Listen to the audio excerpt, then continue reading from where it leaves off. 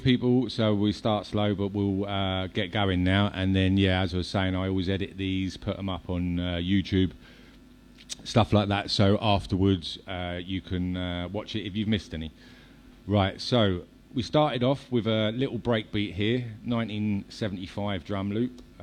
We absolutely love the 70s and the drummers. Me and Jack were talking about it the other night listening to these. You don't get drums like these anymore. So that's what we started with. And then I took it, looped it up. Sort of before I got to this stage, I just sort of, it was a bigger sample. So I sort of got a loop of it. I think originally it was at 179. So I was working at 179, got a little loop together. Once I had a loop, I think it was a 4-bar loop, yeah. I then got ready to put it into regroover. So if we pull up that, and I'll load back the first sort of one. So this is it when we put it in there first of all. I was looking at this last time and showing you how it splits things up and how you can sort of go through and choose which bits you want.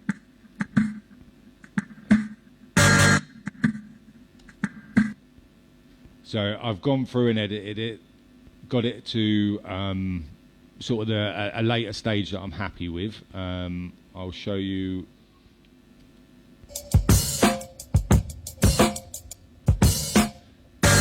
So I ended up breaking it up into sort of hats, kicks, snares at this sort of stage. So I had 2 tracks here. You had this one,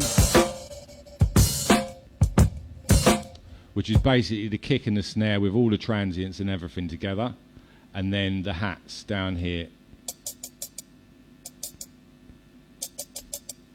And then I started to build the editor. So if I go and load like Blue Peter job, the ones that I've done before, here you can see how it's all been cut up into the individual tabs. So if I go through, I've now got it in an editor.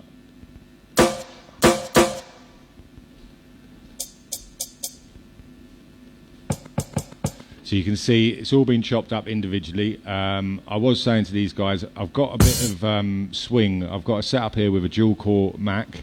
I've also running a Waves Server 1 to run all the Waves plugins, so that's like a bigger computer than my Mac. And I've got the UAD quads as well. So I'm running a lot of sort of external DSP to be able to do this. It's all right in audio, but when I'm in MIDI, as you will hear, there's a little bit of a swing to it.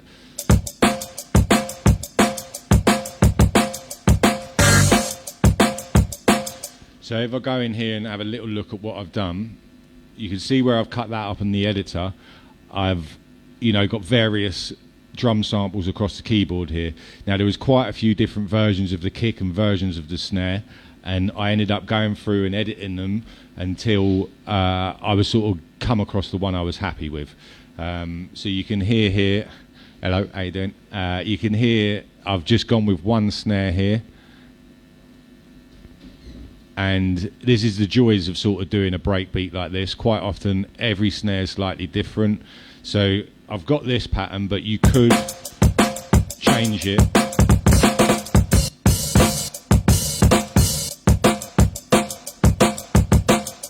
So you got that snare. There's another snare up here.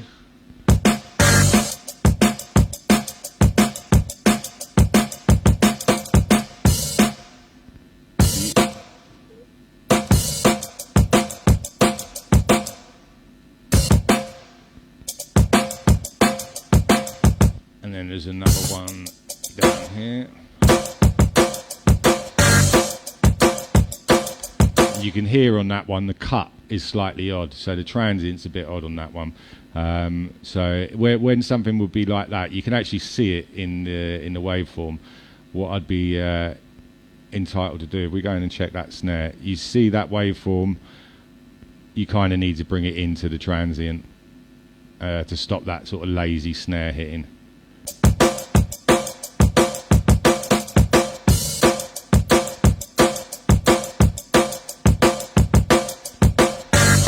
So I think in the end I went with I think the one that was hitting on A. And with the kicks, I done similar. I ended up taking out the stab.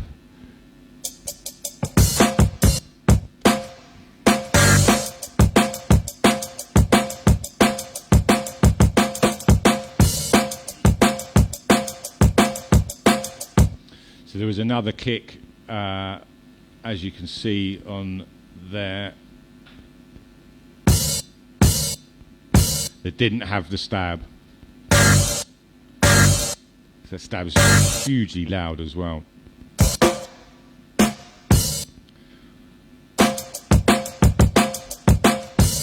So after a little while of playing around with the pattern and the break, I'll come up with something that I'm sort of happy with and that I'm ready to work on and process and what have you. So I've got these in Regroover where each individual, if I go into my mixer, you'll see what I mean. Each individual hit is got its own channel. So I can work on the kick, I can work on the snare, I can work on the hats individually. Now, there's many reasons for that. One of the reasons, I like to use sort of compression as, and a few other things. Sometimes, especially with drum and bass, it's very fast music. When you're working on a loop rather than individuals, you get the compressor or the equipment not reacting back in time. So when you split things over individuals, you can have a lot more treatment and not worry about the recovery quite so much as dealing with a loop. So if you look at my drum bus on here, rather than a compressor, I do sometimes compress the drum bus, but rather than a compressor, I'm using an EQ. Turn the phones off. Rather than a compressor, I'm using an EQ to get some drive and a bit of limiting, and so on like the group, I'm not getting too much happening where it's going to make the loop pump basically. So with keeping it separate, I can use compression and stuff and not worry about pumping quite so much because everything's got its own space a little bit more in its own time. So we'll go into the individuals and see what I've done here. I'll put these back on. I've got the studio rack. Everything's redlining. Sorry, that's where I've taken it all off.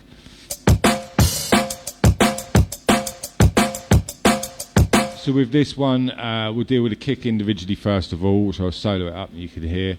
This was a live recorded break I started with here, and I found it very, very wide on the stereo. So I started off by just bringing that in a little bit.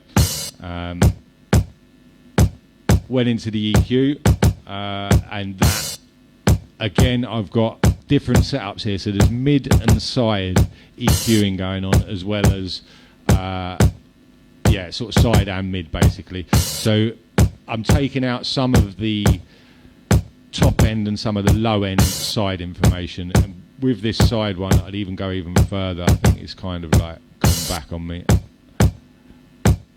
So I want the kick sort of mono in the low end mostly.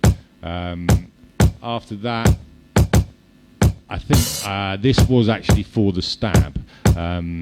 The stab was quite loud, so I put on a dynamic EQ. I'll show you that working.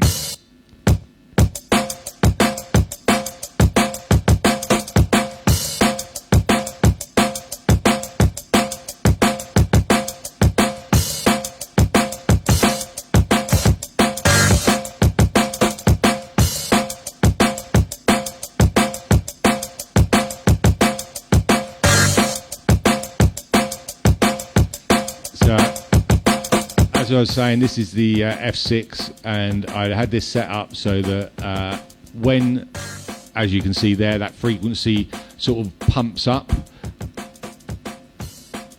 when the stab comes, it just ducks it a little bit. You can see it ducking it sort of a little every hit, but a lot more when that stab comes. So that was just sort of keeping those sort of levels in check and those peaks.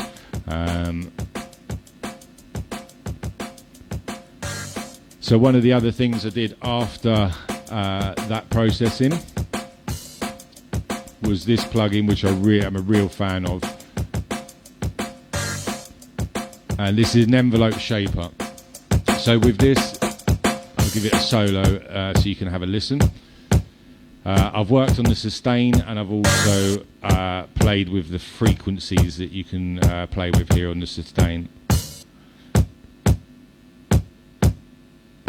So if I put that back, now obviously when we're working on kicks and bass and stuff, it goes without saying, listen on decent speakers.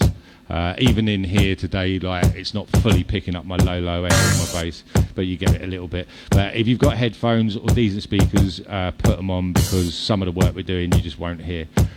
So with this, I'm looking to basically chop off some of the end of the tail and make it a little bit tighter. The drum and bass, it's so fast, jungle drum and bass is so fast, a lot of the beats you have to like envelope them to make them work in that speed and not have them so long. If you're making hip hop and halftime, you've got more space to deal with things.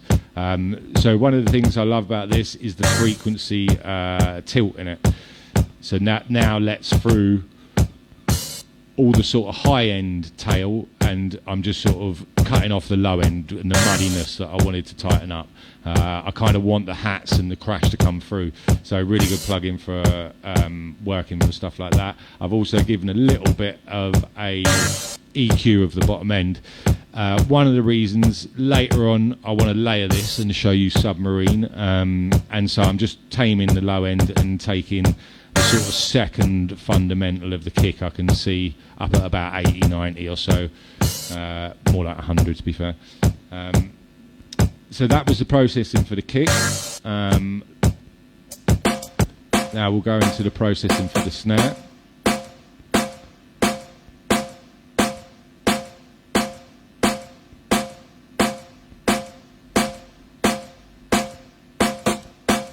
So you can see I've just duplicated what I had going on with the kick.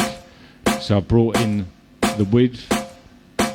I've done a little bit more sort of EQ on the low end. Oh, hold on. Sorry, that's the kick channel again. Let me get the right mixer up.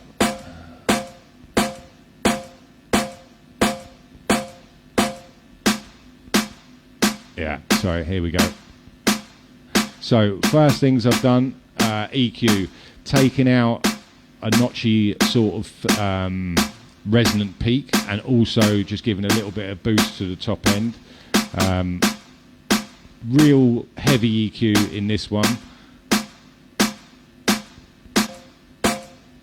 So if you take it off, you can hear quite a lot of ring in that snare. Sometimes you like that if you want like quite a live sound, or if you've got a lot of space. But I was after tightening this break up. I found it's very old and live, and to get it working with drum and bass, I needed to tighten it and get a lot of processing. So there's some quite drastic EQing going on here, and I'll talk you through it and show you it. If I take them off, and you can see I've also been doing them on mid and side. So I've had mid and side EQ on, and I've just sort of EQ'd both of them as well. Individually, that's just sort of taken out quite a lot of ring, and it changes the sound of the snare quite a lot. And I like doing this because then you never know where you got it from. It's giving it your character. As long as you're EQing stuff to your ear that sounds good, and you're dealing with obvious things like resonant peaks and spiky things that sound horrible, I like sound design and making stuff your own. So although that sounds quite drastic, when it's in the tune, no one knows what I've done. As long as that snare in the end sounds good, it doesn't matter what happened to it before. So just don't be scared of like playing around, basically. So after that is some compression. Few people I've been chatting to have been surprised I use compression in beats, but I like it. I really like it for just giving the transient punch. So if I take it off and pump it back on,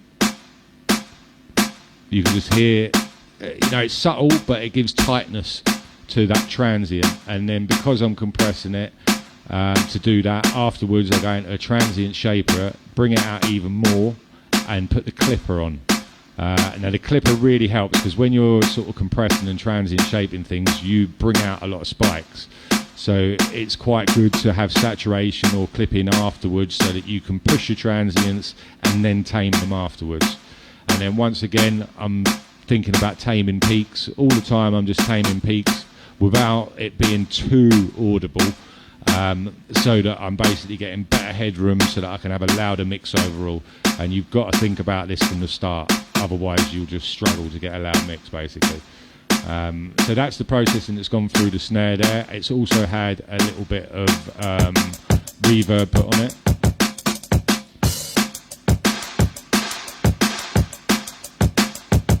So you can hear it a lot more when I have it fully up. But I tuck that down and it just helps give it stereo and space. With the hats, we'll go in and see. So again, stereo, I've brought it down with the S1. EQ, I've taken off the lows quite a lot. There wasn't a lot in them, but just make sure there's no rumble there. Little bit of taking off the stereo, the side information of the high. I find really stereo high information can make the mix a little bit unfocused. I kind of like to come in on the very high end. A lot of people sort of spread their high end, but I kind of like to come in from 10k down and bring it back a little bit to mono, because I find it gives a lot more focus to your drums and your mix. And sometimes stuff that's too stereo can just start to sound a bit flabby and a bit weird. So it's something I'm always mindful of. Again, transient shapers, just really sort of poking out the spike and the punch of things. And then a limiter, again, just till I'm hitting the peaks. So it might be a dB or two that I'm just shaving off, like every little helps along the way. So that's the process in them. And then let's have a look at what they've gone into in the group. Now this is quite a huge amount of sort of stuff going on. You can see all the sort of red lights I've got going. That's because I turned all this off. So everything, without the sort of plugins on, everything's just clipping. And I'm using the plugins to like bring in my levels and deal with my levels, make stuff more focused and more detailed. And so with the group bus on here, this is a plugin I really like. There's a drive feature on here. With drum and bass, it sounds nice, smashing things. Not too much, but when you're starting off with stuff that isn't smashed to start with, you've got a bit of room to go with to get it like that. So there's several reasons why I use this, but let me show you one of the main ones. Apart from the sort of sound of the distortion and stuff, it's to deal with levels. So if I take off both of these, and then look at my peak level just down here where my little arrow is, if you can see that on the drum bus. So I'm hitting minus 1.9 there. Now, when I put this on, watch what happens to 1, the loudness, and 2, the peak level.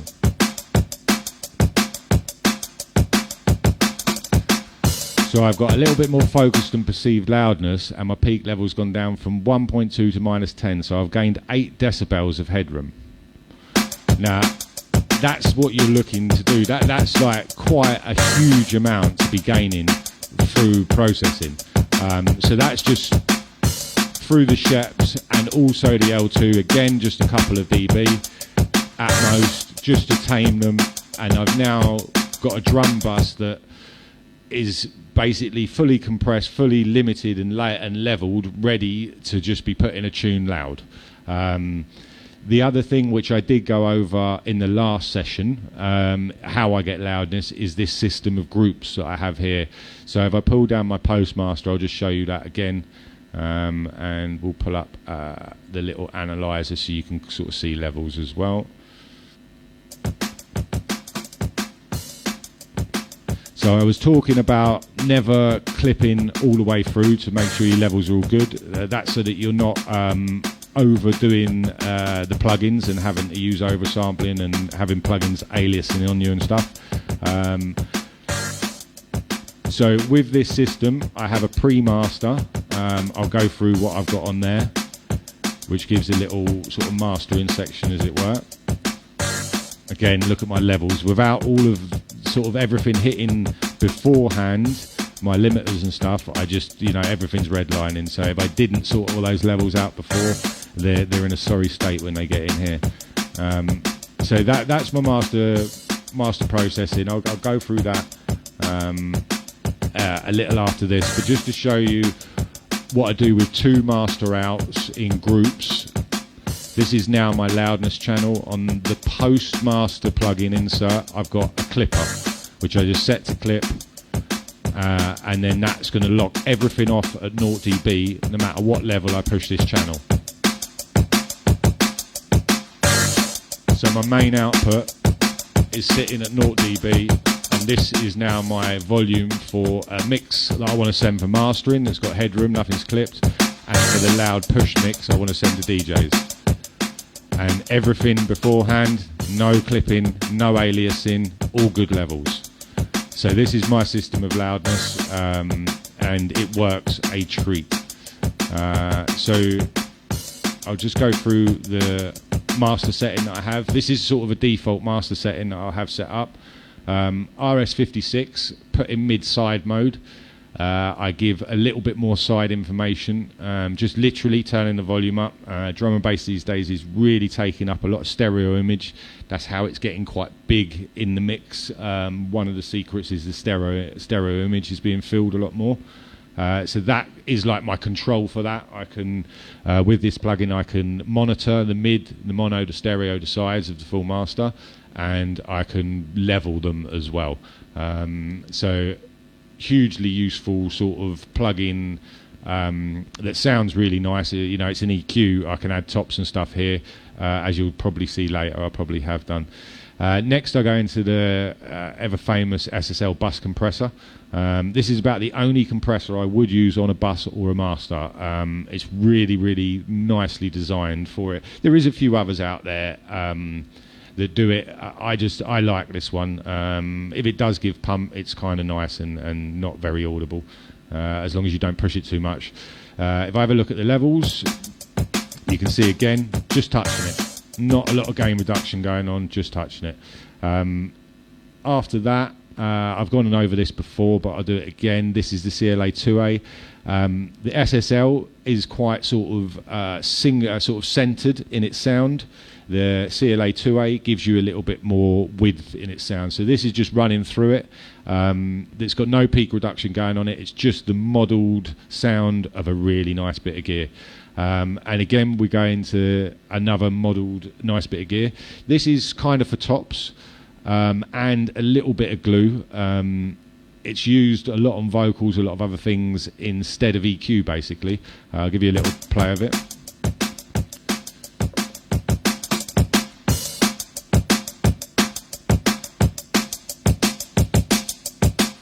So you can hear it really bringing out the tops there.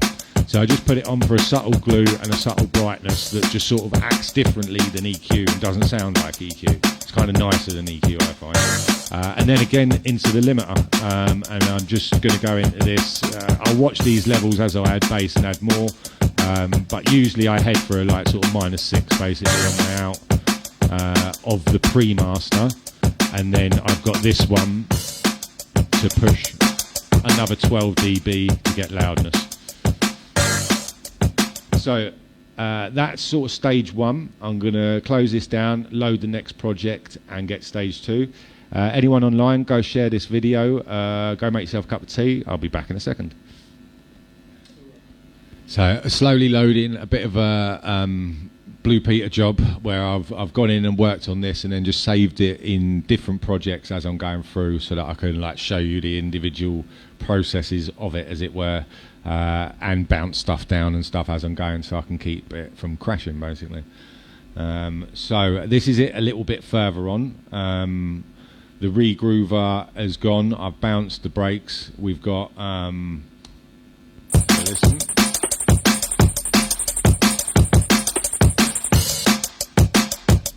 Okay, so I've added a couple of other bits here I'll talk through. We've had another regroover on the go for a bit of Hot Pants Champion Soundz. So I'll have a little look. So I'm fairly sure in this project it's just been bounced down. So all of that processing that was on the individuals has been bounced onto the file. I'm now no longer running all those plugins. Some CPU's a lot better, and you know it's cleaner. And everything's in audio. Now, several reasons for doing this. One, I think it kind of runs better. MIDI, if you've got loads of MIDI going, especially if you've got a sort of older computer with crap CPU, like with this one, I'm getting sync issues and what sounds like swing with MIDI. So in audio, everything's just there and it's real. You can cut it up, you can edit it, you can bounce it.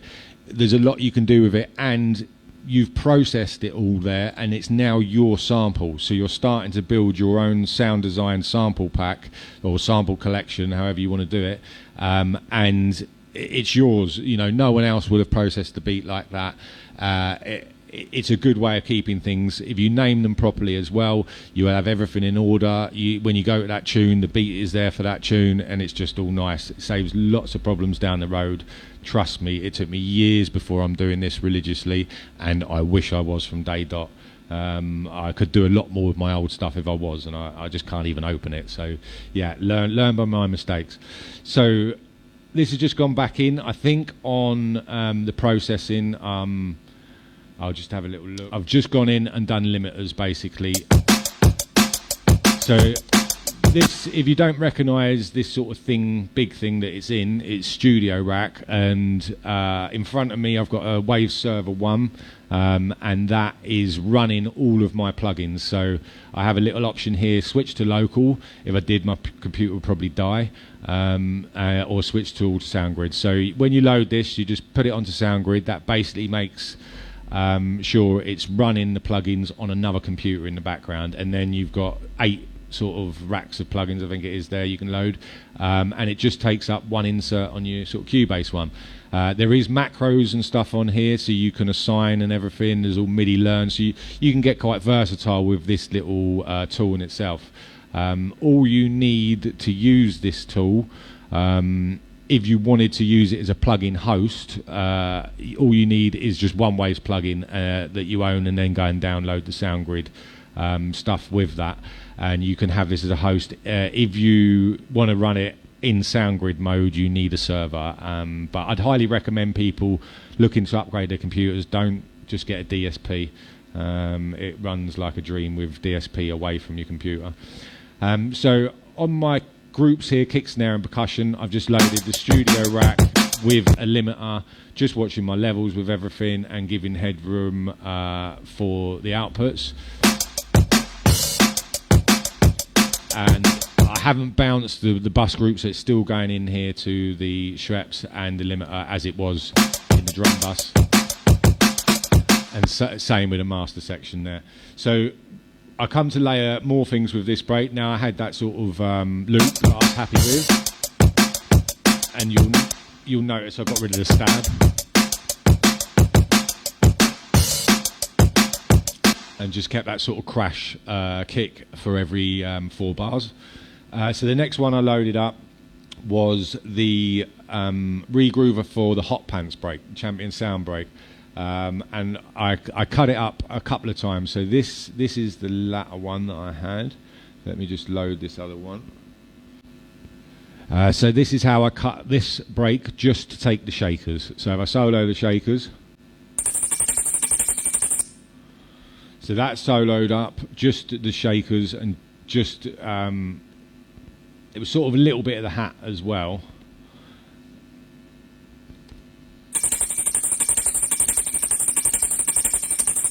So that gave me it on just that sort of bottom channel. The other stuff I just sort of ignored. And then I went down and grabbed these parts and made an editor. So if I flick over to the editor mode, I've basically got the shakers on 16 channels so that I could draw it in on MIDI. And then I noticed something while I was doing that. So that gave me this sort of channel down here, which you can hear. And the other thing I did when you look into it is took out the snare. So when my main snare hits, that sort of shaker doesn't. So I'm just sort of having the transient of my snare hitting on its own, basically. And it was only one of them. If you did sort of 2/16, you could hear it. It was gappery. It was just one of them. Just little edits like that just help that, you know, you kick snares, whatever, just really punch through. But it was missing the ghost. So one of the things I noticed with this when I was cutting it up was you kind of could have the ghost channel So if I go back to the one I had, so with this one, I took this sort of top section, I redone it again. I ended up with shakers. This one's quite mad. I'll show you it. It was very noisy. It's a lot of the air actually, real amount of the sort of noise and air. I'll just solo it up. So I had this section which was the sort of ghosts and the snare and what have you, and I took that because I wanted to use a few edits throughout the tune. I could have the snare in MIDI off of that to do snare rolls, and I got the little ghost out of it as well, so that I could have shakers separately and the ghost sort of just when I wanted it, rather than every single sort of time that it came naturally in the break. I could split it up and do it more. So I made another little editor with a couple of the layers down the bottom changed, and I've still got that one running live.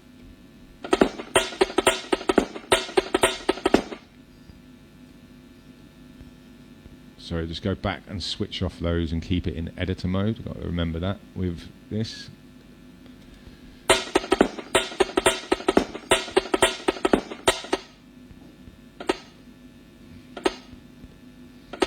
So here I've just got the little ghost, and it's not got the shaker on the top. Now that's the joy of this sort of regroover, is the spectral splitting, where it's giving me the shaker as a separate channel and the ghost as a separate channel.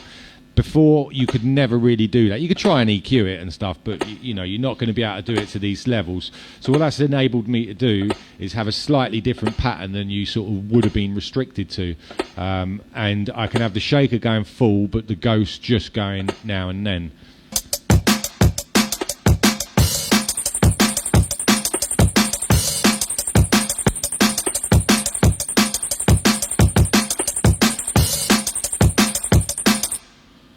So that was something that you know, I've never done before. This was the first time that I've been able to do that using the regroover that's quite new, and it just gives you more to play with. So I'd highly recommend it. I think, you know, people who get into that are going to take jungle breaks to the next level. Myself, it's got a lot more than your average bit of kit. So I think that's sort of covered up to there. We've added the shaker and what have you. So I will go to the next section. I'll just double check my little list to make sure I've not missed anything off of this one. I've gone over sort of looking at limiting. So when I loaded this, I had my limiters on and stuff. So we've gone over that. So everything's nice and neat, and we've got a break. You know, it's starting to sound a lot tighter and nicer than what we did have here.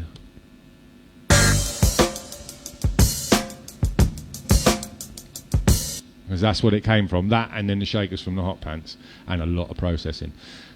So again, I'd say just go share this video if you're online. I'm just going to load the next project and get to the next stage. Also, any questions, get them in. I did have a couple of questions I looked at last time and didn't cover. Someone was asking, do you use TR8s? As in TR808s? Yes, I do a lot. I didn't sort of put them in this one. I'm going to show you something else for sub with kicks anyway, and the reason I didn't put them in, because like loads of people use them, and this is more about sort of processing breaks on their own rather than individual hits. But I will get into later, before we finish, the processing of like fattening these up and how you do that. Now you could do that with individual hits and 808s, but I'll show you what I've done, you know, sort of when we get to it. So in this next section, I'm going to add a little bit more percussion and get the break a little bit more full. I'm just kind of going through, I've like basically made this loop last night. I'm basically going through what I would do when I'm starting a tune, and you know, starting from scratch, raw sample type thing, what I would do and the processing I would do, and yeah, the sort of steps I'd take, as it were. And you notice it takes a little while to load these projects.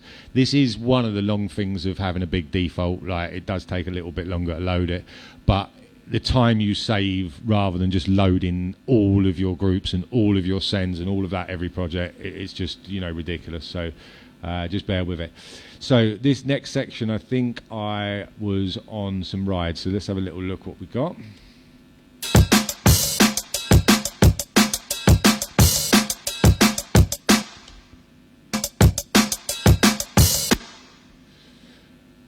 So we've got Cubase's Groove Agent SE here. I quite often use complete contact stuff, but this little Mac is nowhere near big enough to take any of that on here. So yeah, we're just using the Cubase stuff. I think it's a rock kit I've gone with. I've got the Bell Ride and the Edge Ride, and I've just started to sort of work on them and process them a little bit. So we'll have a look at what we've done. The sort of before is this one, and the after I've already bounced. I think it's mostly envelopes, if I remember rightly. Yeah. So with a lot of crashes, rides, stuff like that, they'll be very, very long and taily. And so I've just gone into the amplitude envelope section, and I'm bringing in the sort of tail of it and just making sure it's working with the sort of space that I've got in my beat and with the sort of drum and bass.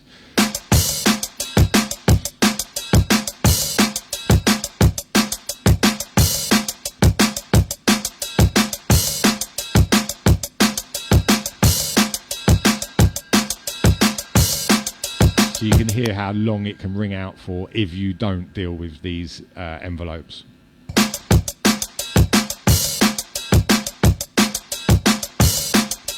And the joy with sort of envelopes and drums is you can really just change the vibe, feel, sound of everything just with envelopes. So it's good fun to have a play with them and do things. The other thing I did was a little pitch envelope, I believe, of a few 5 semitones, I think.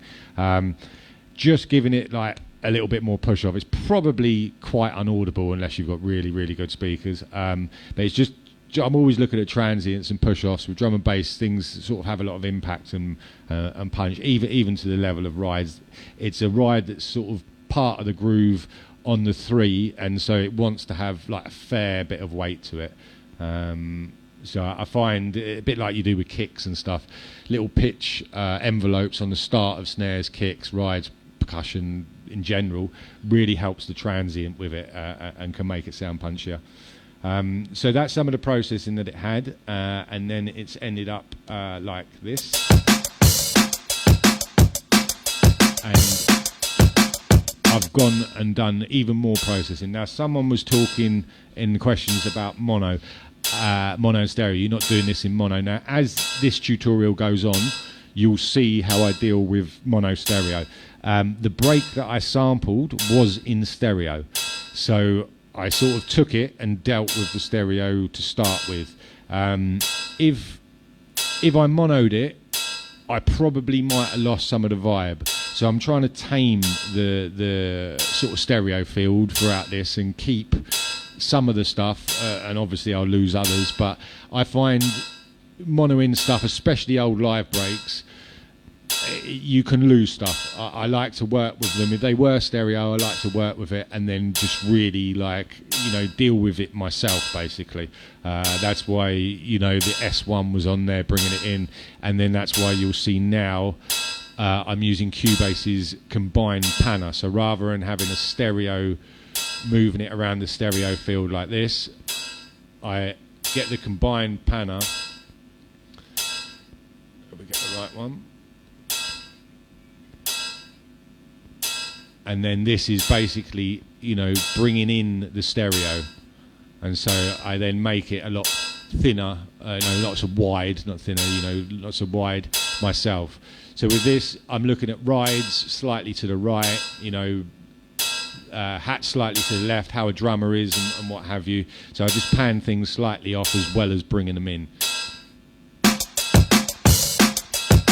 So some of the processing that this has had, I find sometimes the sort of rides and stuff, they can be quite airy, they can not have a lot of weight. A lot of drum and bass is quite heavy in its sort of swooshy ridiness. So some of the things I like to use, tubes, always really nice, warm sort of distortion, can sort of soften up the top end, so that can be nice. If you've got nasty noisy peaks, it can smooth them out, but if you drive it a bit more, you can often add quite some sort of nasty top end. So just watch your sort of levels and your balance when you're doing that.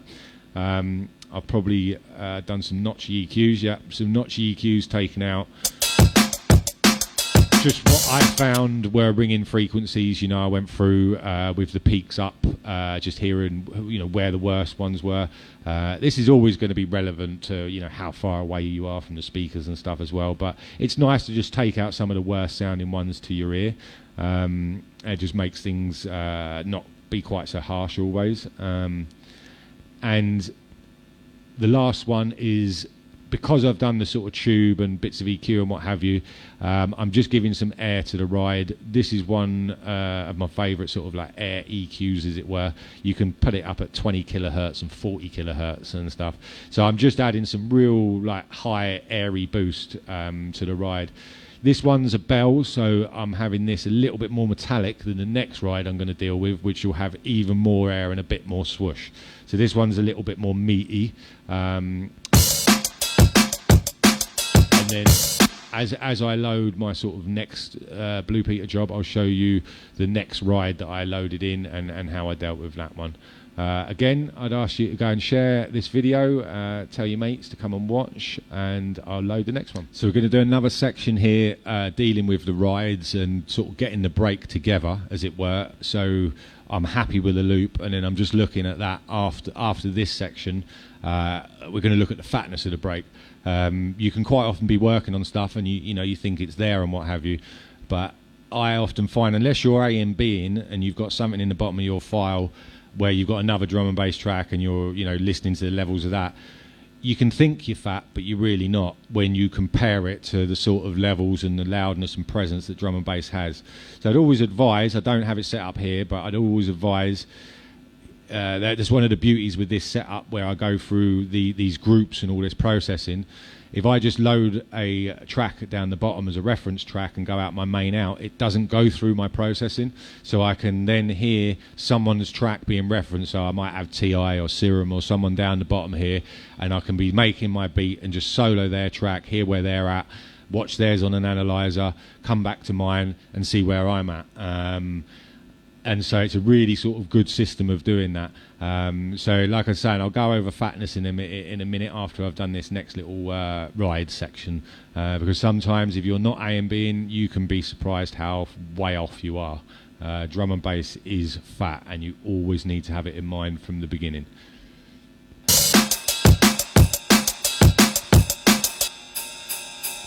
So I've added another sort of ride, this one taking care of the sort of airy top end swooshy a little bit more than that metallic hit. The metallic hit's really making a bit more of the groove.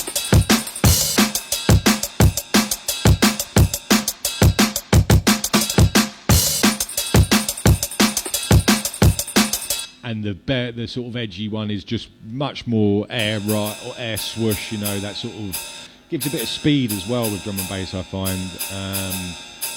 And can be really nice. I put reverb on it, just going in, look to what I did to the original. So I've had a little bit, and this is something I'd say with air EQing, as it were. So you can see I've given a boost here. This is quite high. If you have a look at the sort of spectrum, let me unsolo it so you can actually hear this one.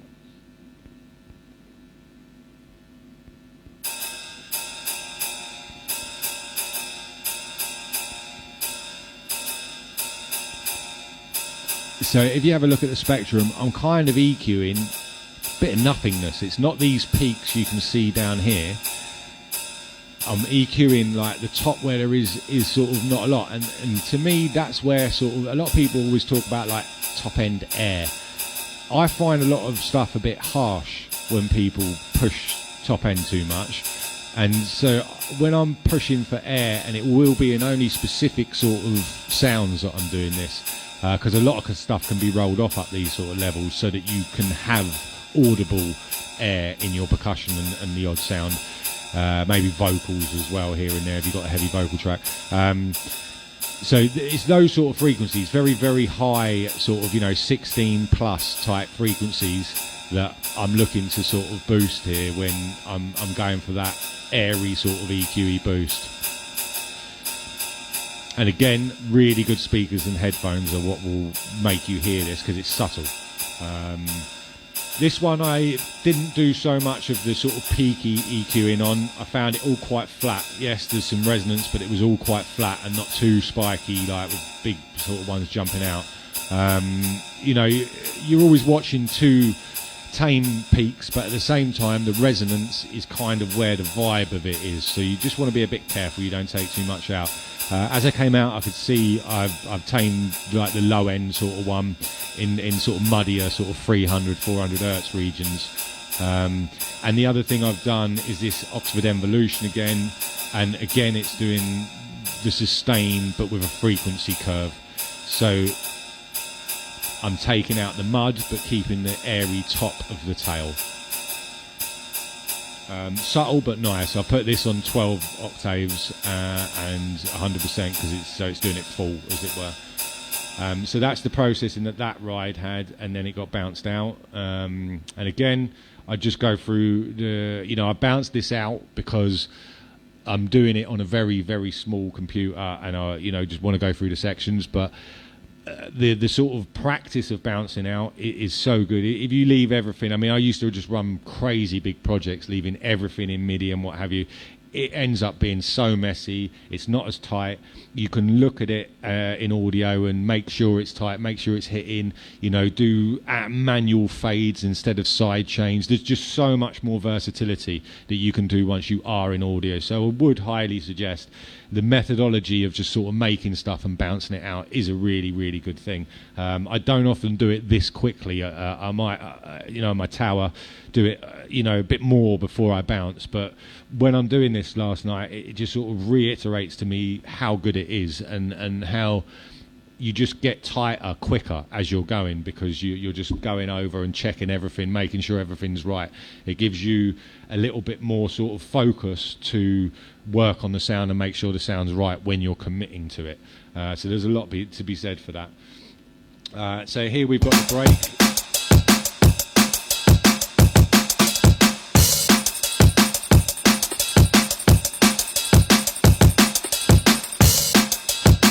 So I'm just sort of doing like an 8-bar loop and just checking the different sections. It kind of won't change this quickly. Like I often sort of, when I'm making a tune, start off with like 2-4 bars, and then it just gets a bit bigger and a bit bigger. And before I start writing, it might be sort of maybe 32 bar type thing. I've got a bit of an intro, a bit of a drop, and I've kind of muting sounds to know what's going to happen later on. I've kind of built a template of what I'm going to do before I then go and actually write the song. Some people do it differently. Some people, write from day dot, the first sound, they start writing. But I've found, like, I used to be a chef, so I'm massively like a believer in something called mise en place, which is preparation beforehand.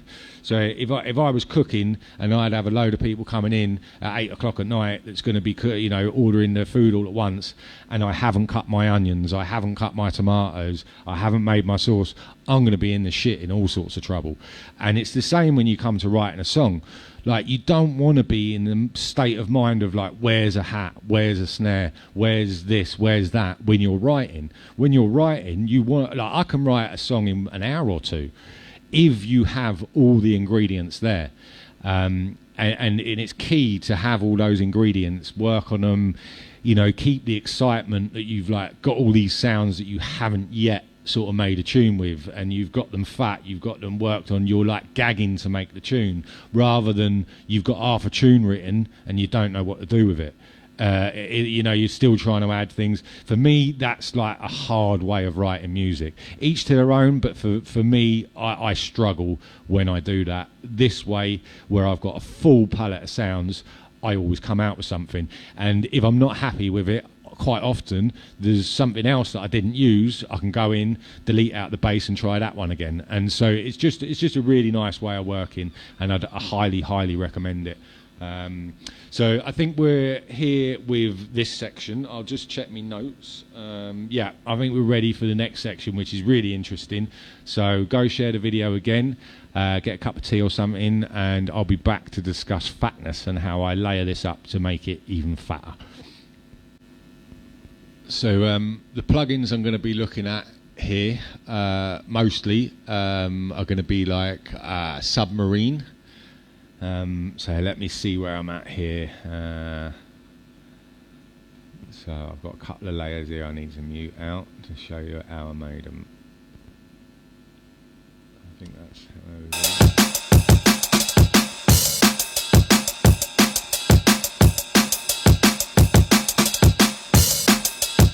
So that's where we were.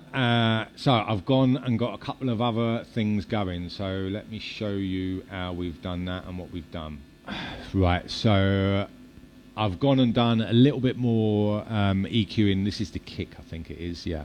I've gone and done a little bit more EQing on the top stereo of that. It's interesting, someone said about the mono and stereo earlier. That break that I used was hugely stereo. So as I was making this and sort of getting further and further on, I kept having to go back and deal with stereo and mono issues. I'll show you what I mean.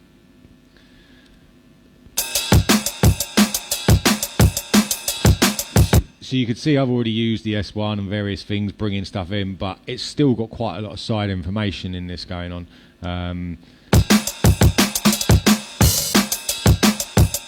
Which is kind of nice. It's kind of nice if you want a big sound, but as long as it's fully controlled, then you're all right. For me, if you have too much in the low end at stereo, it just doesn't sound great. I know some people do it for, you know, little bits of sort of effects, as it were, here and there. But for me, like anything under 150, really, I like in mono. I just do. I prefer the way it sounds. In my brain, it's much more logical to me. So where were we? We're looking at the submarine. So on this, we've got the kick drum, and earlier on I sort of EQ'd off a little bit of the low, so we sort of high pass filtered it a touch, and then what I was looking to do here was turn it back on and make the low end ourselves, like, so give more low end fatness but sort of dial it in ourselves.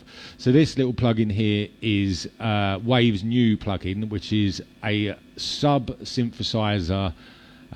They've got another few plugins that are great for bass and kicks. One that's similar to this is Low Air. Low Air is one that adds a sub an octave under. And gives you controls to mix it in and stuff. This one's doing the same, but it can add 2 octaves under as well. So this is ridiculous. I mean, if you're making hip hop and stuff like that, this is just groundbreaking for your sort of kicks and your 808s and all that sort of stuff, because you've got the space in that music for the tails. But I'll show you how I use this. Like I was chatting earlier about drum and bass being very fast, I find with this plugin, I love it, and it gives you monster fat kicks, but I found it a little bit too flabby and long with the tails in drum and bass. If you built a specific tune where your kicks and your bass are working properly together, and you wanted a kick this fat and then your bass was doing its thing and you were mindful of it, that's fine. But you know, when I was making this, I hadn't even got a bass line yet, so I pretty much wanted some tight kicks so that I could have room for my bass when I did it. So what I did here was basically put this on. When you load it instantly, it's, you know, both of these are on. So I'm only using the first one, which is an octave under, and I'll show you what I've done with it.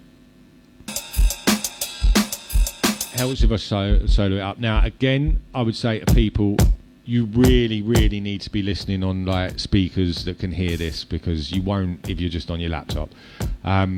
So this layers in harmonically octaves under, you know, in a frequency sort of ratio that's all harmonically mapped, a sub of what it's picking up to be the fundamental of the bass. So with a kick, there's quite a lot of frequencies going on, but there's usually one fundamental hitting that you can identify, and this will create it harmonically underneath in the spectrum. So a couple of the features, like if I put it on full wet, you can hear it working. That's what's being generated. That wasn't there before. Fully dry is just the kick we've got. In between is them both working together, and you can really hear the weight. Now, if I add this one in as well, those with headphones, will hear it and be probably quite impressed. But I can't even pick it up on these tannoys here. I'm sort of in the Musichall. We've not got the subs on, and yeah, I can't hear that at all, that octave down on there. So really, really useful tool. This is good on leads. It's good on all sorts of stuff. I've got it on a plug-in later. I'll show you where I've got it on a lead, but I didn't use it for the bass, and I'll explain why later on. But with kick drums, I love this thing. I've been using it literally in every tune since I got it. So what I do, I put it fully wet, and I'm listening to it, making sure that the sub that's being generated isn't distorted, it isn't being pushed too much. I think when I had it up full, it was. So I pulled it back. I put drive on it to make the sub a bit punchier and tighter. I put the dynamics up as well to make the same again, to compress the generated sub. It's on mono, so this sort of generated sub that's going to sit under the kick is just being generated in mono. And I've brought down the sort of maximum frequency that it's picking up the frequency off of the kick drum to make it from. I've pulled it down to about 120 or so that it's just picking up that sort of fundamental that I EQ'd into the kick and made sure was hitting, and it's now putting it an octave under. I've also brought up the low from 20 to 40. Don't know if it makes much difference, to be fair, on that octave, but just tightening up the spectrum that's being created here. And so I put that fully wet. It is in mono, so I can ignore this sort of channel thing anyway. It's just being created in mono. Now, a lot of people will run this real time, but for me, I found it too flabby with your kick. So I bounced it. So I run it wet like this and then bounce the channel, and all I'm getting is the bounce sub. And then I turn it off, and then I manually layer in the sub with the kick myself. So I can really sort of look and choose how much of this sort of generated sub wants to be put in there. So I've literally just taken out, a couple of cycles of it. It's how it was naturally generated. I'll show you. Naturally it kind of had a bit more. I'll bounce it down. Sorry, I think I've still got it here, naturally generated. So there, it kind of comes late. You can see it comes after the transient, so it's a bit more sort of coming late, and it has quite a tail to it. So what I've done is being mindful of phase, and you're not sort of causing phase problems, but with it being, me treating that kick with EQ and then this being generated an octave under, you shouldn't really have any phase problems. So I've faded it and controlled it and made it much sort of smaller and tighter in space. And so it's really now just pushing the speaker and just giving just that like tiny little bit of fatness to the kick each time that it's hitting, and then I layered it back in. So for those with headphones, and I'll turn it up a bit here. So that's it muted out.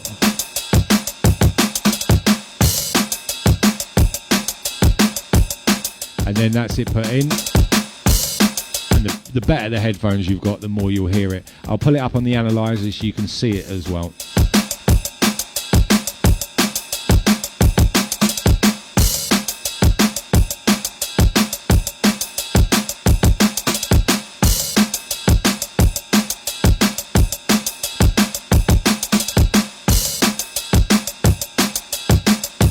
So if you look at that frequency down there, it's just slamming in a thundering kick. I mean, it's quite mad how little you can hear it on these tannos. But as I unmute that, you can see what's happening there. And the kick drum, on a decent pair of speakers, it's ridiculous, the difference that this gives. So that's one method of doing it. Now, I've always done this myself. I've layered kick drums. It's like an old hip hop technique. I got it from reading about hip hop production somewhere or other, and that was layering in just like I did there, layering in a sine wave. So looking at your kick drum, seeing the fundamental that it's hitting on, and then layering in your own sine wave an octave under. So I used to have tiny little sort of 40 hertz E sine wave that I would just literally take and move up and down in key, whatever key I was in, and layer my kick with that. You would notice it if you've got spectrum analyzers, a lot of serial killers tunes, you'll notice that sub. It might be in the intro where the beat's rolling, and then when the bass line comes, I take it out because it was clashing with the bass a little bit, and so I you know, it had low enough, and I felt like the kick didn't need it with the bass there. So it's a really interesting thing to do, layer kicks with subs, and yeah, like take them out or don't. You know, you can run. You might find that when you get a bass, it's got enough low end and enough attack that you can take that out when it drops and you don't need it because the bass is doing it. You might find you do need it, and you can do some side chaining with the bass to get groove.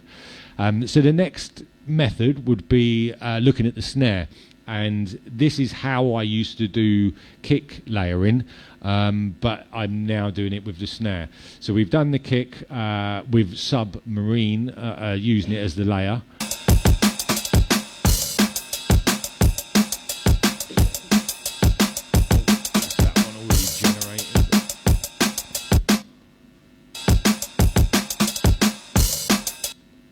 So I think it's this one. Yeah. So with this, I've created a triangle wave on a test generator in Cubase. Now this could be any synth or whatever. I'm just creating a tone at a specific frequency. The break that I sampled, I used mixed in key. It was in F, and the snare was hitting at G sharp, which is the third. So like the root note of the kick was the root note, and the snare was hitting on the third. So I tuned, saw the tuning of the snare, looked at where the fundamentals were, pulled out 207.65, which is exactly a G sharp, and I'm creating this with a sidechain gate. So if I take off this gate, it's just basically a triangle wave. Now I put on the gate and I've sidechained the gate. Like I was saying, this is how I used to do kick layering, and this is how, as you'll see in a minute, how I do snare layering for layering noise on your snare as well. So exactly the same sort of principle happening here. So, you know, set it up, sample it, and then put it in. So on my snare, I've got it set to the sub gate here. If I turn it off, you can hear the snare get thinner.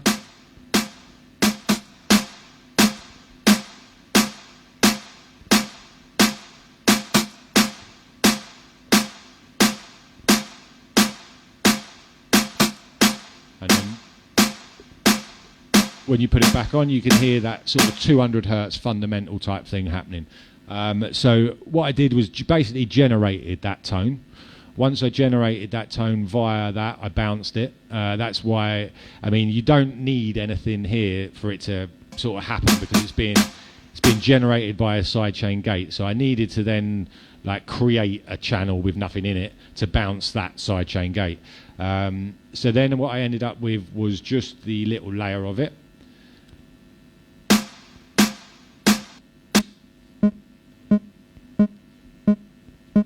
And you can just hear triangle bleep, and literally that is my low end weight of the snare and layer of the snare. And you can mix that in to your level as much as you want. So it just sort of backs up the fatness of the beat.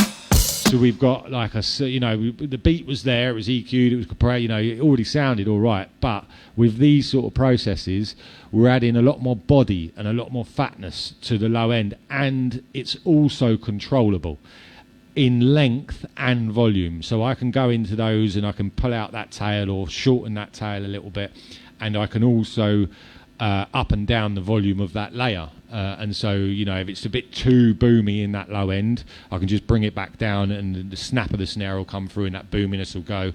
Or if I need more bottom on my snare, I can just ease it up and I'm not having to go to the snare and EQ it and all this. And I also do that for the next little layer, which is basically the wonders of noise. How you doing? Which is basically the wonders of noise and using noise as layering. I remember actually years and years ago when I'm positive it was Davey over here told me he worked out that Ed Rush and Optical, how they were getting their sort of snare sound was with white noise. And back in the day, this was complete news to me, but now it's like one of the processes I use, all the time, really. So again, we've got the same setup here, and what we're doing is a gated noise generator. So we've switched it from the triangle wave to the noise. And put the sidechain gate on it, and then that is being triggered when I set it up by the snare.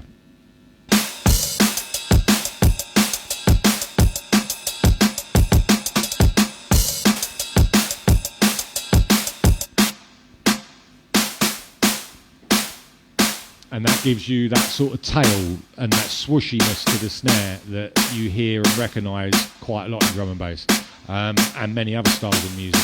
Now, a lot of that was generated by tube distortion as well. It kind of like, if you just get a normal sort of snare or an 808 snare and push it through tubes, it gives you a lot of that noise and air. But this is a really good way of controlling it and controlling the tail exactly how you want. So I didn't sort of go over this with the layering of the snare, which I should have. So what you're looking for when you're setting up this sidechain gate is the release and the hold sections. And if you have a little listen to what's happening as I play with these, you'll see that the time of the tail is changing, and you can have quite a lot of versatility on what you choose to layer here with the sort of how much you allow through.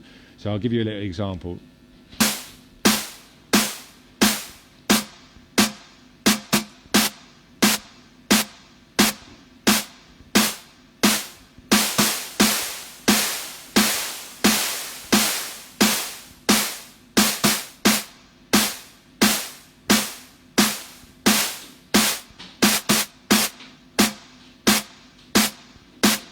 So as you can see, as you're changing the hold and the release, you're just literally getting loads of different sort of characters and tail ends. And so it's a really, really good way of like properly sort of defining your own tail end, and then being able to layer it in with your own level, as it were.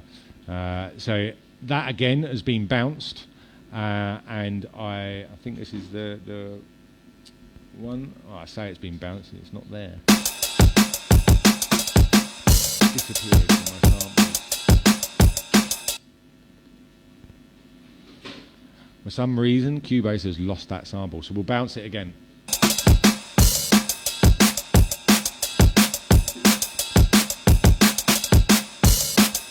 I tell you what I'll do, actually, rather than bouncing it again, I'll go on to the next stage of this project, because it'll have it in there properly, hopefully, and take it to the next stage. So if anyone's got any questions over these layering sort of things, get them in and I'll see if I can answer them.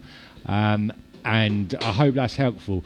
I'm also going to look at R bass, max bass for what you can do to kick drums and stuff, as well as like the sort of subsonic layering. You've got bringing out harmonics above, which can help bring it through on small speakers and laptops and stuff like that. So again, give us a minute. I will load up the next one and go again from there. If you could give this video a share and tell your friends, that's appreciated. So just looking at my notes there, I think going into a little bit of synthesis after this as well, start getting a lead together. I've also got some vocal processing to go through. If we get time, that is. Time's ticking away. Hopefully we will. I'll try and speed it up. Really nice looking at sort of Waves Tune and how you can tune vocals. I was chatting the other day to Exile, and he was having a problem with a vocal that got sent over, just not going with a backing, and he'd not come across Waves Tune before or any of those sort of things. So I sort of said to him, have a look at that, have a little gander and use it, and within sort of 20 minutes he's got his vocal how he wants and in key. It's a really good thing. So let's have a little look. I'll just check that my snare noise, it seems to have lost my snare noise for some reason. Muted the sample, so we'll go over that and maybe add it later.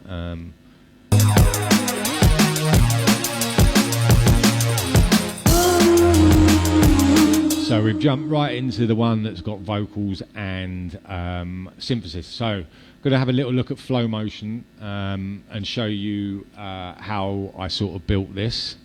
I don't think there was anything else in the beats that was added there. So this is a new synthesizer from Waves, FM synthesis, as well as like subtractive additive. It's got kind of both going on here. It's a really nice tool. There is a really good feature that's I can't use on my laptop. 2012 laptop before the Retina displays. I can't set the resolution so I can actually see this little snapshot sequencer down the bottom. But what you can do with this down the bottom is like basically make a sound and then tweak it a little bit, put it to the next sequencer, tweak it a little bit, put it to the next, and then set it to run through them. So for sort of modulation and morphing your sound over time, which drum and bass like heavily does, this is a really versatile synth. I'm still just getting into it, so I'm not quite as fluent as I am with other synths, but I'll show you what I did just to make a couple of the sounds that I've got going. I think most of the sounds I've made in this little thing are all from Flow, so we'll have a little look at it. So this is a sort of old rave sound. I'll just solo it up. Yeah, we've got it soloed. And talk you through it, what we've sort of done.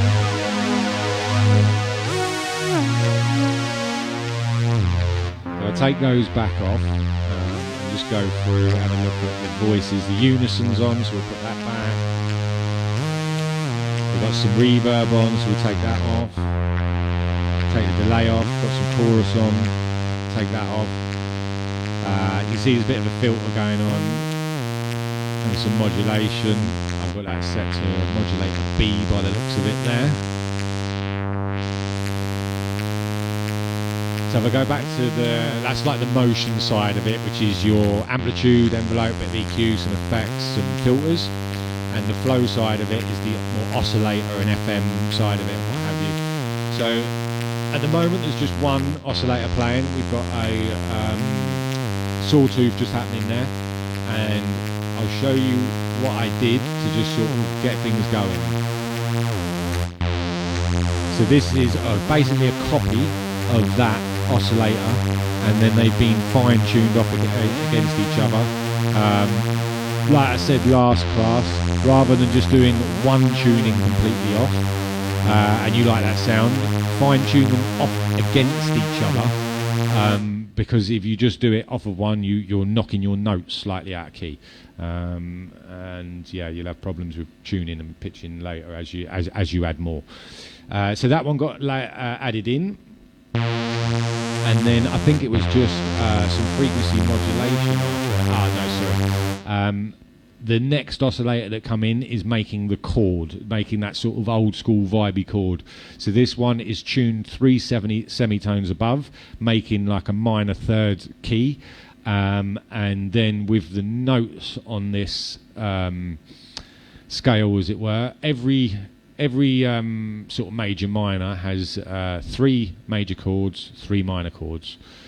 So I'm kind of limited to just 3 notes when you do this, where I'm making it a chord.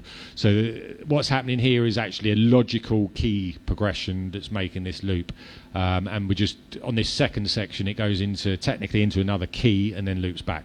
But it sounds, you know, nice and logical, but I just sort of do a little bit on music theory, because if you're not mindful of this when you're making synth sounds that become chords, you'll run into problems. So you just need to be mindful of what notes are making up your synth, and then make sure you're hitting the right notes for your scale. So this one is just going over a couple of little scales. And so I'll add this layer back in. So that's that feel, that old school feel, which is the minor sort of chord happening. Now I'll flick through a couple of other things just so you can hear what's happening, because you'll recognise the sounds of leads by just changing the chord structure.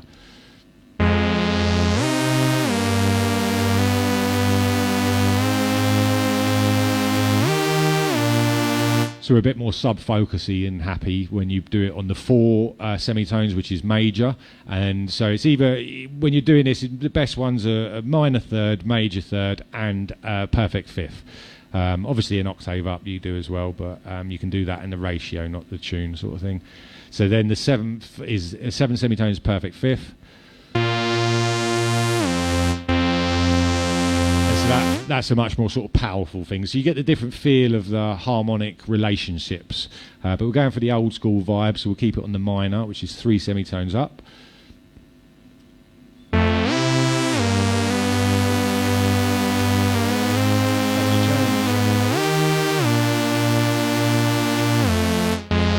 Just wanted to be happy, didn't it?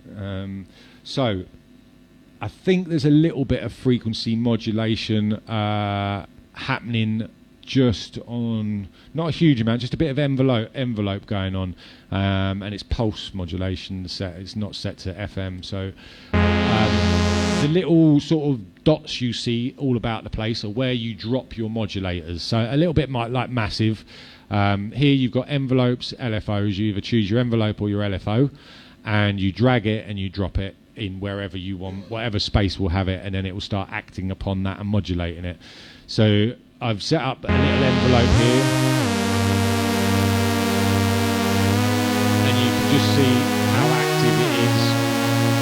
It's not a lot.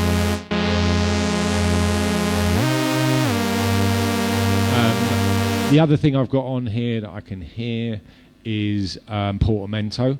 So the portamento is turned on. I've put the voices to mono, as in playing voices to mono, and legato on, so I get that sort of portamento, sorry about the popping, get that portamento slide, which is hugely sort of popular in dance music and really, really good in many leads. A lot of them have it. So if I put the effects that I had back on, we just had a bit of chorus.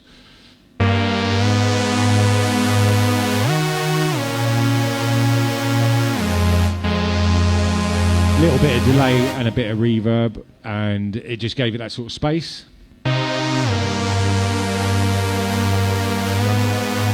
I set a little bit of pre-delay on it, a bit of dampening, and the time I think I moved it down a touch from where it was naturally. So that pretty much made that sort of lead, you know, all of these just from scratch, starting from initialized patch. I'll have a look to see. I don't think there's anything else on it. We put the arpeggio on there, have we? Turn the arpeggiator off.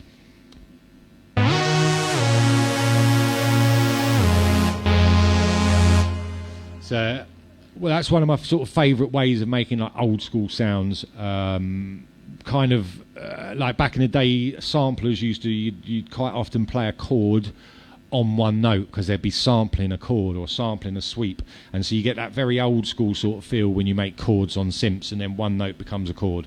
So that's quite a good way of, you know, getting that old vibe. So I'd now go on to what we've got loaded here. I've got some vocals loaded now, so I'm going to go over a little bit of Waves Tune and how you go about sort of vocal processing and what you might need to look at, and what tools are available these days as well. Years ago when I started, none of this was available to the level that it is now, and it's an absolute touch to be able to just, you know, dissect vocals like you can. So for all those interested in like the serial killer sort of vocal processing and stuff like that, and just vocals in general, this is an essential tool. Cubase has got a Vary audio that you can use. If I go into here, pitch and warp, I can analyze the audio, and there it is. It's telling me all the notes. So Cubase does it. I am using the Waves Tune one. Cubase has really come on. When I first sort of got it, it took me a while to get in, but I have to be honest, for me, this one is the quickest, most versatile. I've never used auto-tune, never bought that or used it, but I do love this one. I just think it's simple, it's easy to use, and yeah, I can't moan about it. So I had some vocals recorded last night from vocalist my girl Ella Jules, who I've used before, and we purposely got some sort of things sung just a little bit flat and that here so that I could correct it and then show you what I've done. So if I take off the Waves tune and play what we had, you'll hear it's slightly sort of out of key just here and there if you've got good ears, and then I'll show you what I've done and how I've edited it.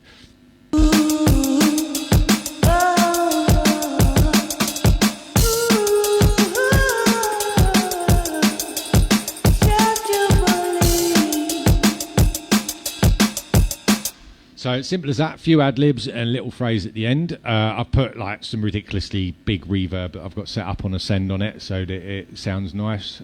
Vocals always sound lovely with some nice big reverb. So Waves tune, you literally load it and play through from the start, back to the start of the tune. Play it. At the first time it does it, it will just scan it, and you'll see this top section here working and scanning, and then you'll end up with a piano roll basically of your vocal, telling you exactly which note is where, and where the slides, the tiny little pitch intonations are, and enough information that's quite unbelievable. So you can see the blocks are the big note, as it were. The green lines are the sort of natural pitch slide and pitch variation that's in the vocal. As you can see, those sort of sine wavy, that's like natural vibrato that's being sung. And the orange is where it was previously and where it's been moved to. So you can see a couple of areas. The end bit here is where it was going flat, and I pulled down this one as well. So if I play around with this and load it, you'll see how I can just change the notes and completely and utterly change the key, the scale, and everything of the song, or of the vocal.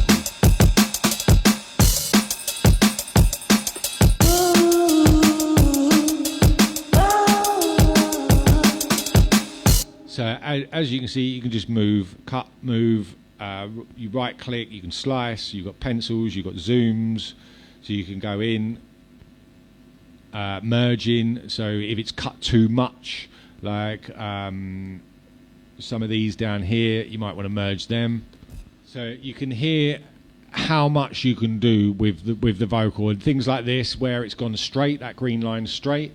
That's kind of like that auto-tune share effect. The pitch correction down here at the bottom is how you move that back to how it was. And back to sort of perfect synthesized tuning where it's absolutely flat. So I've flattened that one note for a little effect, and the rest I've kept quite natural. I've brought in some of the vibrato on some of them, and we've corrected the little sort of notes at the very end that were slightly out of tune. So with the Waves tune sort of on, as it were, we now have a slightly more fitting vocal.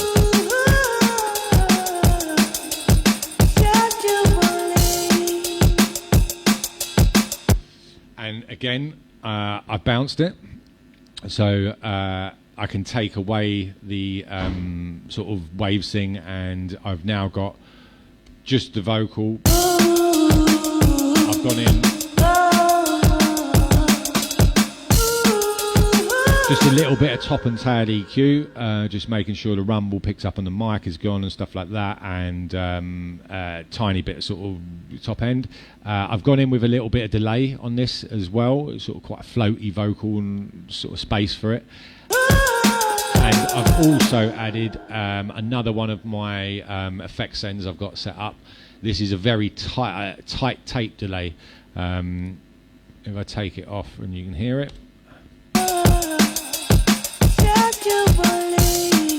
So that's it completely clean and tight.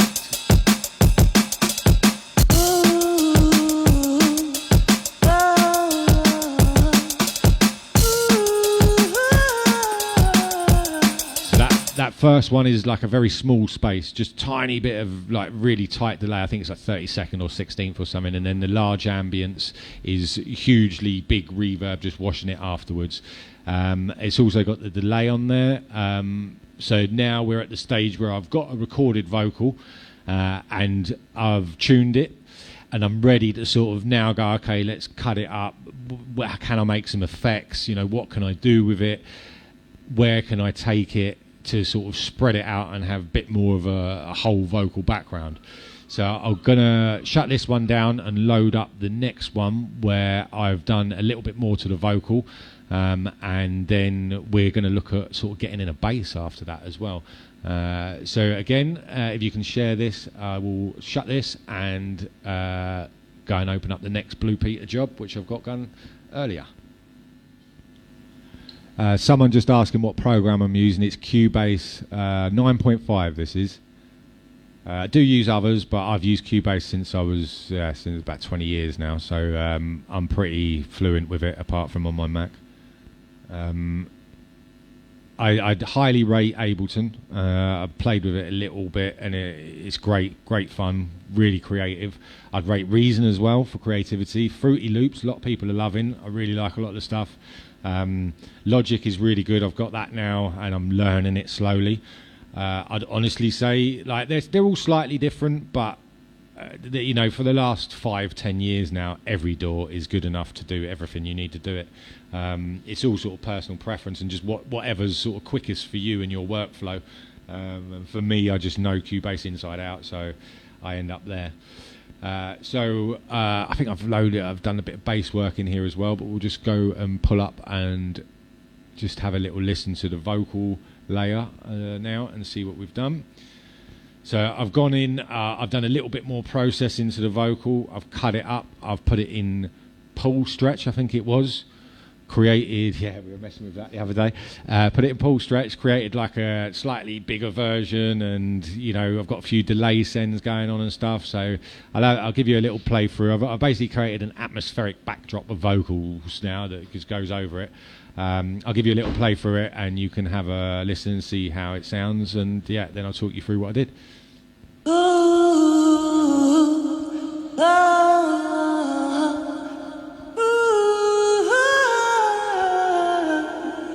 Just you believe.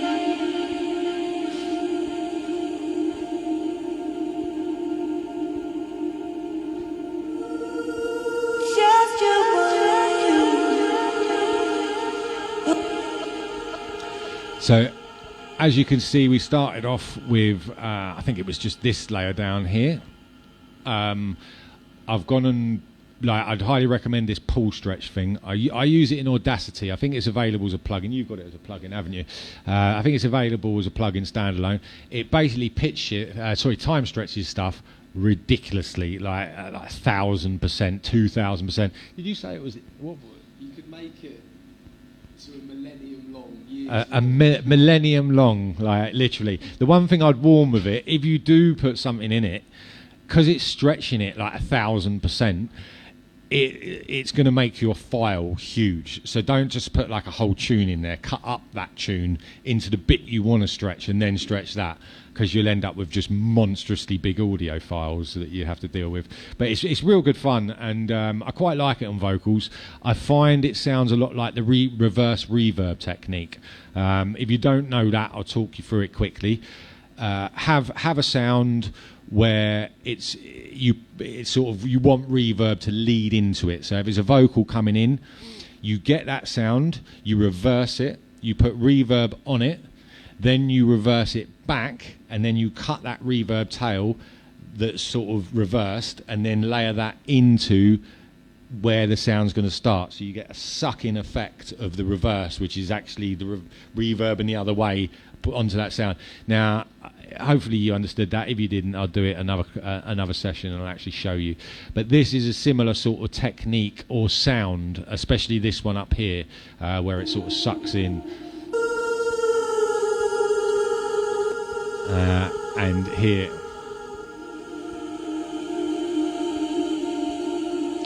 So that's sort of leading into it. So I really like that sort of effect.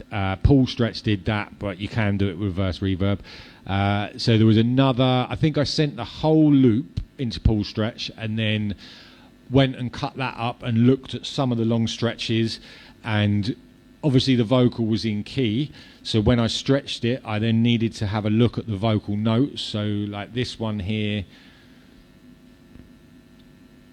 was the G sharp going down, and so I found that it matched, or should I say A sharp going down, and so what I did, I found it matched the turn which I had here with the A sharp going back down. So sort of cut out bits of the massive stretch, which then fitted in with the music of what I had. So if I sort of unsolo it, you can hear it sort of work with it, as it were.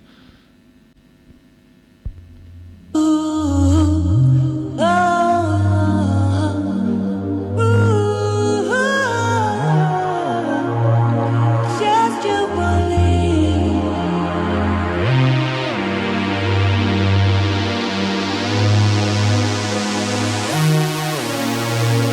Just you believe. Just you believe. So always thinking about the sort of progression of the harmonics of the tune musically, and where you place things once you stretch them out and stuff, because obviously they're not going to have the same musicality of what they did have when they're tighter. So that sort of, you know, a vocal background made just from, you know, a little loop, as it were, and just showing how you can go through and just take something that you've got and just make it more and more and more. And I'd highly advise doing that. Just spending a little bit of time on some of your samples, especially vocals and stuff, and just being creative, even if it's 10 or 20 minutes, putting it in a program away from your, you know, Cubase or Ableton or whatever, maybe in another program like an editor, and just playing around with it and just seeing what you can do, pitching it up, pitching it down, reverbs, all sorts of stuff.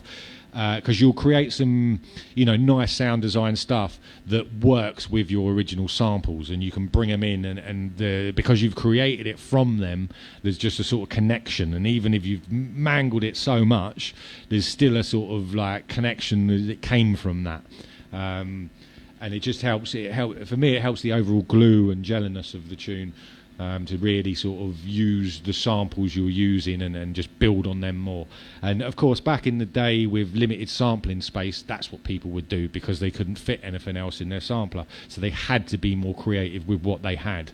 And I think that's a really good way of pushing a tune on and making a tune come to life. Is just getting creative, and that's the whole thing with sound design. You know, you can get stuff out of a sample pack. You know, you could go and get a beat out of a sample pack, and away you go. You're making a tune. But for me, if you want to create your own sound and you know, take this sort of game seriously, like every single person who's a producer who's made it full time has a sound almost audible to my ear. You know, you can put their tunes on and you just hear it instantly. That's TI, that's Serum, that's, you know, so and so. Yeah, a few of them, you know, merge, as it were, and you might like not be able to notice the odd one, but quite a lot of people, they really do have a sound, and there's a lot to be said for it. So I'd highly recommend, you know, doing sound design yourself, and even if you are taking from a sample CD, morph those samples so that you are making them your own, and they're not going to end up in like Bob's tune and Harry's tune and whoever else's tune that's used that sample pack. So that would be the vocals covered. So I think I do want to give a bigger shout out to Jules for doing that recording and helping us on get this together and showing you Waves tune, as it were. So I think I'm going to go on to bass next. Let me just loop this up and see if it was the bass or if I need to load the next one.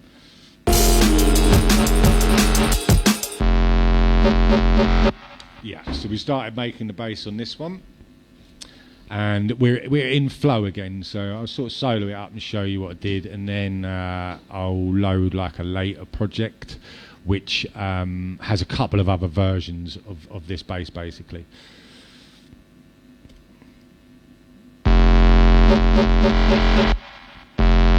So with this, I think we've got a little bit more FM sort of going on than what was going on. I'm pretty sure I just copied the patch I did have and then just swapped a few oscillators and brought it back. But it's all just from initialized patch. So the main thing is the oscillator up here, the first one, the sub oscillator. So if I turn the others off for now, you'll hear what's happening as it were.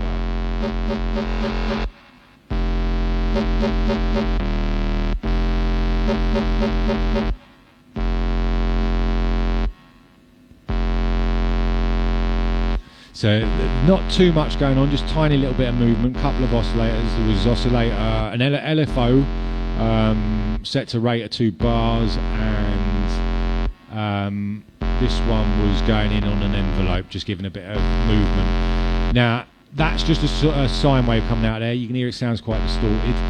I'll show you what I've got on the chain of this bass, because there's a lot happening. So one of my favourite plugins again for drive and distortion, the Sheps 73. What I was explaining earlier about what it does to peaks, really handy for bass. So just bringing everything tightly together, compressing it, distorting it pretty much. Another bang into another distortion, driving it away. I've got a bit of EQ afterwards, just taking off the real fizzy top sort of thing. Compression, about 3 dB happening there. Again, I'm just looking at like having, you know, your kicks, your snares, your sub, your bass. You really want them to be absolutely dealt with, so they're like a real level block when you come to mixing them down and going into your groups and stuff. If they, you know, it's nice to have a bit of dynamics in your tune, but for that solid bass, be it a note or be it a solid sound, it wants to be solid. It doesn't want to be too, you know, wavy and wobbly, because you'll just not get the power needed, you know, in the subs and in the bass to drive the tune. So you're looking to bring that level completely solid all the way through, and this is with these processes, drives, distortions, compressions, limiting. That's how you do it basically. It's like every technique under the sun to do it, which is going on. So if I bring in some of the other stuff, I'll have a look at what's going on with the meta filter, if there's anything. Envelope follower, I think, on this, and not too much happening, just following the sound. I kind of like them for just giving a little bit more movement to what movement is there, basically. So I'll go back to the flow one and then show you how the sort of dirty parts of that sound came up.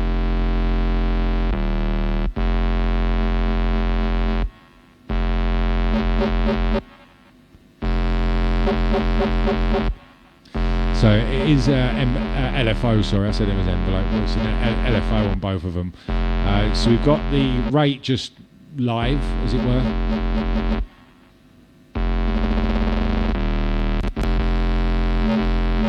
So what that's doing, as you can see, it's just the modulation that's set. So it's the oscillator reacting with the other oscillator. Now it's on pulse width rather than frequency modulation, and they act very differently. So it's always worth trying and testing them. You can pitch these up and you'll get different sounds and different characters, and change the waves as well.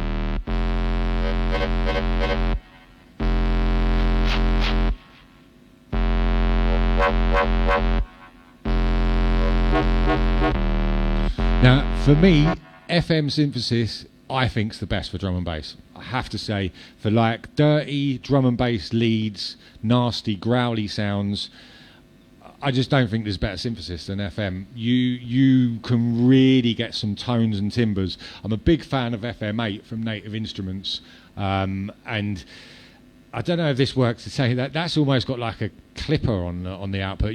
You'll notice you can as you interact with the oscillators and the frequency modulation and pulse width modulation between them, you get some really interesting characters come out, and quite often the waveform isn't like being that much more peaky, so you just get so much more harmonic content you can then play with. As I fizz around with these, you just hear how it's changing and how much versatility you can get just by tweaking a couple of little things. But this was the sort of source sound to start with for the bass, and the other modulator that was on here was the other LFO,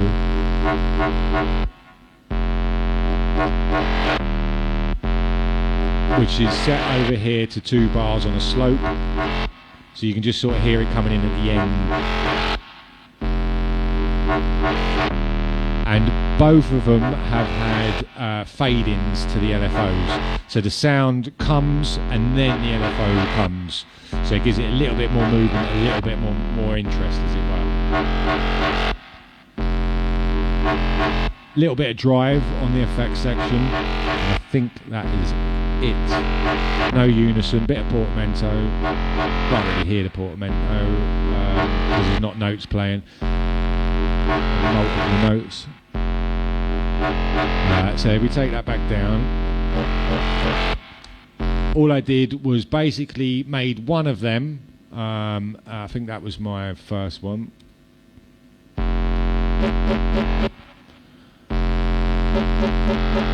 And then I went through, tweaked it a little bit, made a few more.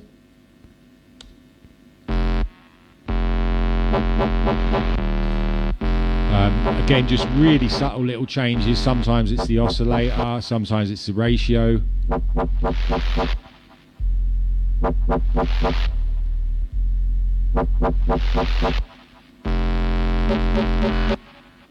And you're just getting different timbos and characters every time. So what I did after that, basically, I'll show you something I've got on here as well. I've got a delay set up for the tail, and I've also compressed that delay. So let me solo this, and sort of you can hear how it's rolling, and I'll explain what that's doing.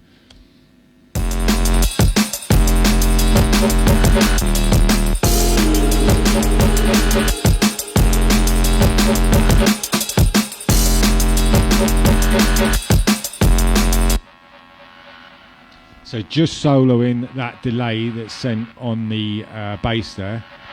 I've got a compressor so that it ducks the delay when the sound's going, and then as the sound comes off, it lets the delay come out in a higher volume. So it's basically side-chained ducking delay. I think that's correct. So I've got just a stereo delay, eighth one side, dotted eighth the other, so there's a little bit of stereo information and difference from speaker to speaker. REQ, taking off the lows and highs, so it's sort of my delay is just focused and there's no like low muddiness coming from it and what have you. The REQ, I must say, I love the sound of this EQ. I use a lot of sort of different like HEQ and fab filters and stuff. For just sort of highs and lows, this is sort of really quick and easy to use, and I don't know, there's something about the sound of this. It's sort of, it's very old, one of Wave's oldest things, but they modelled it on analog, and it's got a nice sound. Not quite as clinical as some EQs, and not as audible in taking away some of the fatness in like some EQs do when you cut. Probably to do with the amount of curve. It's only like 12 dB or something, to be fair.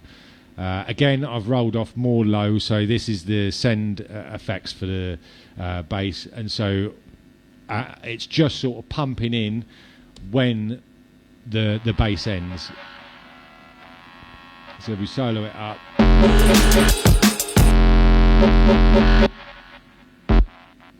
So you can hear, you don't hear too much of the delay, but when the note ends, the delay just opens up. And you could make that even more pronounced as well by adding sort of distortion after that and stuff like that as well. And also just sort of check your levels. I mean, it's all good saying do side chain sort of compression on your effect, but you need to see how much gain reduction.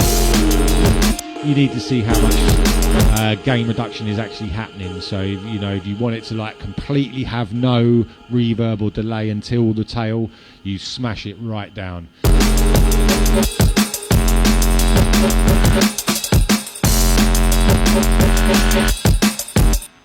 And so that's a really nice way.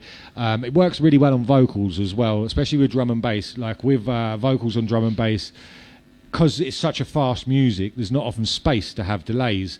So if you have a ducking delay like that, when they come to an end of a phrase and there's nothing else after, that's when you can have a little bit more and you've got that sort of space for it. And then when the busy vocals going on, it's just not being touched.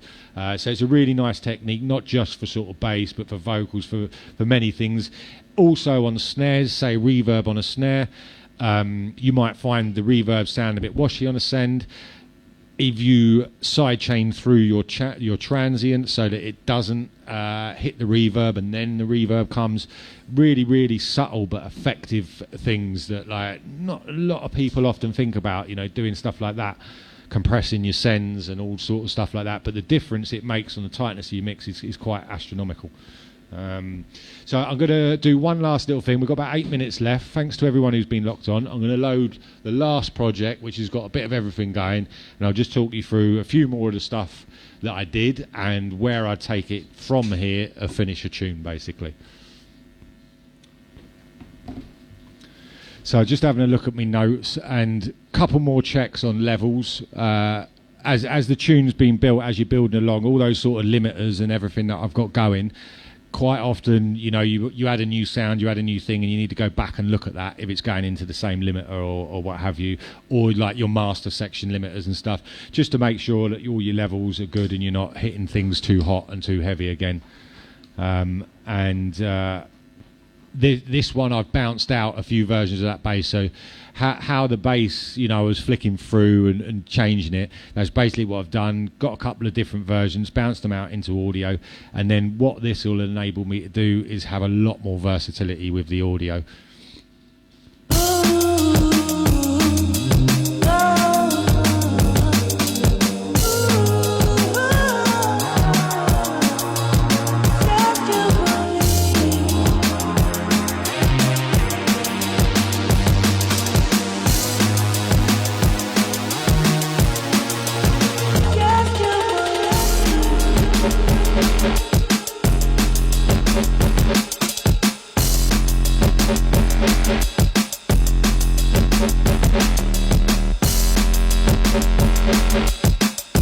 So as you can see here, I've bounced a few things. I haven't been extra clean and sort of deleted all the older stuff, as it were.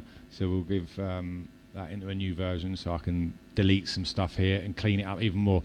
So I've taken a couple of different sections of the sort of bass, and I'll show you them and show you why, as it were. And this also, we're sort of running out of time now, but this I'd also then process this further. So where I've got 3 different layers of bass here, if I show you this one up here,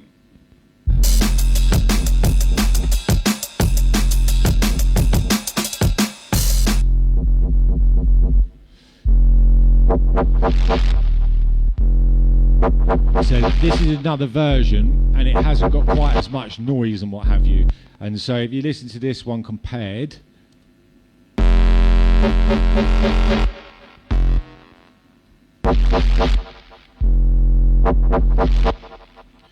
so it hasn't got that sort of sustained, distorted lead to it. It sounds a bit more separate. You can hear a sub and then a bit higher in frequency, something else.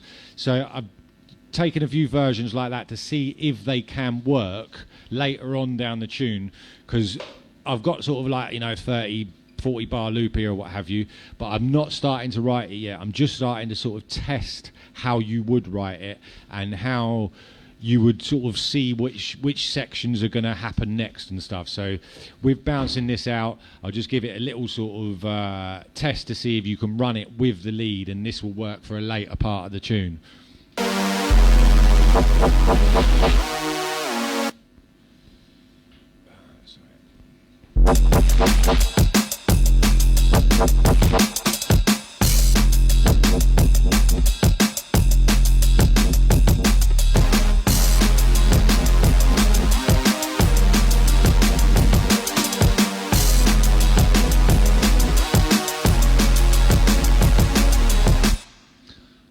So it sounded a little bit full on and heavy there, but that is basically sort of how I would go about the later part of the tune.